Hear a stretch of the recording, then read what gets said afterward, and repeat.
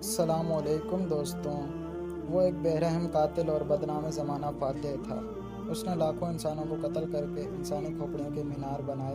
وہ دشمن کو قتل کر کے خوش ہوتا تھا۔ وہ وحشی فاتح ایک ٹانگ سے لنگڑا بھی تھا۔ آخری عمر میں اس پر چنگیز خان کی طرح خون فتح کرنے کا خبت سوار تھا۔ اس لیے اس نے چین پر فوجی حملہ کیا اور مارا گیا۔ دنیا کے بدنام زمانہ فاتحین میں سکندر اعظم، جولس سیزر، ہنیبال، بسمارک، ہٹلر اور چنگیز خان شمار کیے جاتے ہیں۔ لیکن جب حقائق اور فتوحات کو سامنے رکھ کر جائزہ لیا جائے تو ان تمام میں وہ سر فہرست تھا اور حقیقی معنی میں دنیا کا بدنام زمانہ فاتح قرار پاتا ہے۔ سکندر اعظم اور چنگیز خان کو اپنے سے کم تر طاقتوں سے مقابلہ کرنا پڑا، لیکن جس فاتح کی کہانی آپ سننے جا رہے ہیں اس نے ہمیشہ خود سے کئی گنا بڑی فوج اور مملکت کو شرمناک شکست سے دوچار کیا۔ اس کی تقریباً ساری زندگی قتل و غارت میں گزری۔ آج کی ویڈیو میں ہم آپ کو امیر تیمور کی کہانی سنانے جا رہے ہیں۔ امیر تیمور سمرقند کے قریب ایک گاؤں کیش میں بڈلاس قبیلے میں 1336 عیسوی میں پیدا ہوا۔ اس ترک قبیلے بڈلاس کا چنگیز خان کے خاندان سے قریبی تعلق تھا۔ امیر تیمور کے والدین معمولی درجے کے زمیندار تھے۔ امیر تیمور نے اپنی زندگی میں 42 ملک فتح کیے اور لاکھوں انسانوں کا قتل عام کیا۔ امیر تیمور کی ایک خاص بات یہ تھی کہ وہ ایک وقت میں اپنے دونوں ہاتھوں سے جنگ میں انسانوں کا قتل عام کرتا تھا۔ وہ ایک ہاتھ میں تلوار اٹھاتا تھا اور دوسرے ہاتھ میں کلاڑا۔ تخت نشین ہونے کے بعد تیمور نے ان تمام علاقوں اور ملکوں پر قبضہ کرنا اپنا حق اور مقصد قرار دیا جن پر چنگیز خان کی اولاد حکومت کرتی تھی۔ اس نے فتوحات اور لشکر کشی کے ایسے سلسلے کا آغاز کیا جو اس کی موت تک پورے 37 سال جاری رہا۔ تیمور کے ابتدائی چند سال چغتائی سلطنت کو قبضہ کرنے میں صرف ہو گئے۔ وہ 1776 ہجری میں قاہگر اور 1781 ہجری میں خوارزم پر قابض ہوا۔ اس کے بعد اس نے خراسان کا رخ کیا۔ 1381 عیسوی بمطابق 1783 ہجری میں ہرات کے خاندان کرت کو اطاعت پر مجبور کیا۔ اگلے سال نیشاپور اور اس کے نواح پر اور قندھار اور سیستان پر قبضہ کیا۔ 1386 عیسوی میں اس نے ایران کی مہم کا آغاز کیا۔ اس مہم کے دوران وہ پورے شمالی ایران پر قابض ہو گیا۔ تیمور نے 1392 عیسوی میں ایران میں نئی لشکر کشی کا آغاز کیا۔ اس مہم کے دوران میں اس نے ہمدان، اصفہان اور شیراز فتح کر لیا۔ آل مظفر کی حکومت کا خاتمہ کیا اور اس کے بعد بغداد اور عراق پر قبضہ کر لیا۔ اس طرح امیر تیمور پورے ایران اور عراق پر قابض ہو گیا۔ 1398 عیسوی میں امیر تیمور ہندوستان کو فتح کرنے نکلا۔ ملتان اور دیبال پور سے ہوتا ہوا دسمبر 1398 عیسوی میں وہ دہلی پہنچا۔ اس وقت دہلی کے شاہ نصیر الدین محمود تغلق کے پاس ہاتھیوں کی ایک بڑی اور مضبوط فوج تھی۔ کہا جاتا ہے کہ اس کے سامنے کوئی ٹک نہیں پاتا تھا۔ ساتھ ہی دہلی کی فوج بھی کافی بڑی تھی۔ دلی فتح کرنے کے لیے راستے میں امیر تیمور نے اسپندی نام کے ایک گاؤں کے پاس پڑاؤ ڈالا۔ یہاں تیمور نے لوگوں میں خوف و ہراس پھیلانے کے لیے تمام لوگوں کو لوٹ لیا۔ اس کے بعد تمام ہندوؤں کو قتل کر دیا۔ پاس میں ہی تغلق پور میں پارسیوں کی آبادی تھی۔ یہ لوگ آگ کی پوجا کرتے تھے۔ تیمور ڈنگ کے حکم پر پارسیوں کے سارے گھر جلا ڈالے گئے اور پارسیوں کا قتل عام کیا گیا۔ اس کے بعد پھر تیمور کی فوج نے پانی پت کا رخ کیا۔ امیر تیمور کے خون خرابے کی خبر سن کر پانی پت کے لوگ پہلے ہی شہر چھوڑ کر دہلی کی طرف فرار ہو گئے تھے۔ پانی پت پہنچ کر تیمور نے شہر کو تہس نہس کرنے کا حکم دے دیا۔ راستے میں لونی کے قلعے سے راجپوتوں نے تیمور کو روکنے کی ناکام کوشش کی۔ تب تک تیمور کے پاس تقریباً 1 لاکھ ہندو قیدی تھے۔ دہلی پر چڑھائی کرنے سے قبل اس نے ان سب کو قتل کرنے کا حکم دیا۔ اس نے یہ بھی حکم صادر کیا کہ اگر کوئی فوجی بے قصور لوگوں کو قتل کرنے سے ہچکچائے تو اسے بھی قتل کر دیا جائے۔ اگلے دن ہی دہلی پر حملہ کر کے نصیر الدین محمود تغلق کو آسانی سے شکست دے دی۔ محمود ڈر کر دہلی چھوڑ کر جنگلوں میں جا چھپا۔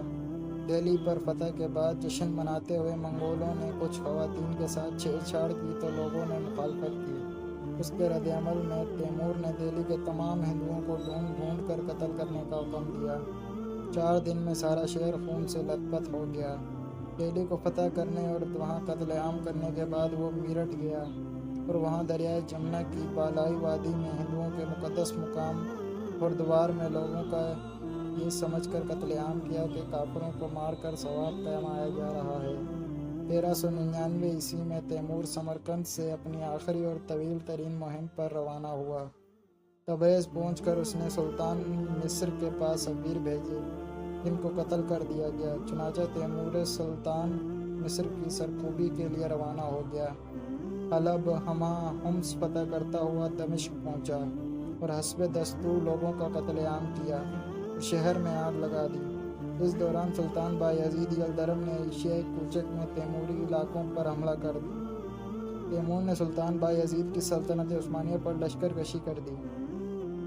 امیر تیمور نے ہزاروں سپاہیوں کو زندہ دفن کر دیا۔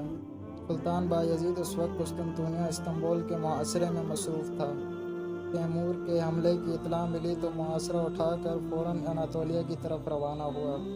انقرہ کے قریب 21 جولائی 1402 کو دونوں کے درمیان فیصلہ کن جنگ ہوئی۔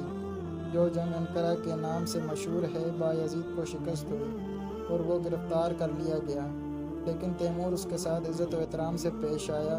سمرقند واپس آنے کے بعد تیمور نے چین پر حملے کی تیاریاں شروع کر دیں۔ چین ایک زمانے میں چنگیز خان کی اولاد کے قبضے میں رہ چکا تھا، اس لیے تیمور چین پر بھی اپنا حق سمجھتا تھا۔ چین میں سردیاں شباب پر تھیں۔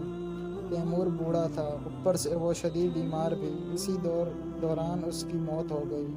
18 فروری 1405 کو وہ چین کے دریائے سیون کے کنارے شدید سردی کے عالم میں سکتے کی حالت میں 70 سال کی عمر میں مر گیا۔ امیر تیمور کی بحیثیت ایک سپہ سالار حیرت انگیز صلاحیتوں سے انکار نہیں کیا جا سکتا، لیکن اس نے اس خداداد صلاحیت سے جو کام لیا وہ اسلامی روح کے خلاف تھا۔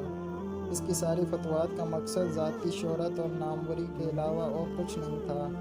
اس لحاظ سے وہ خالد بن ولید، محمود غزنوی، تغرل اور صلاح الدین ایوبی کے مقابلے میں پیش نہیں کیا جا سکتا۔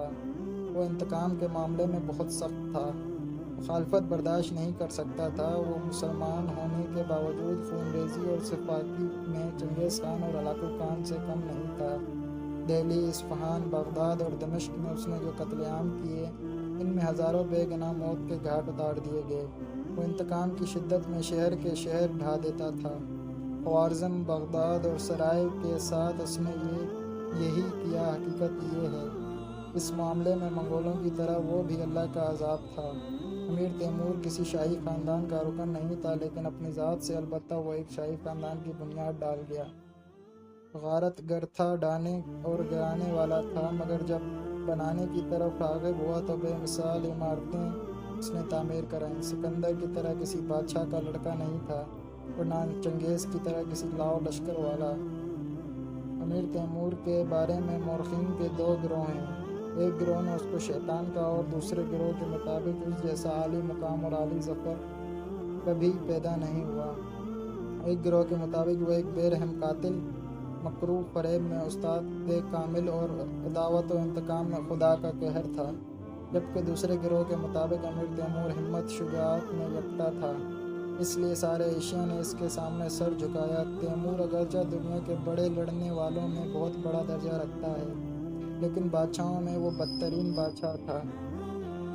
بہادر تھا، فیاض تھا، لیکن شہرت کا خواہاں، سخت گیر اور ظالم تھا۔ اسی وجہ سے امیر تیمور کی سلطنت اس کی موت کے ساتھ ہی مٹ گئی۔ امید ہے آپ کو یہ ویڈیو پسند آئی ہوگی۔ لائک کریں، سبسکرائب کریں اور شیئر کریں۔ شکریہ۔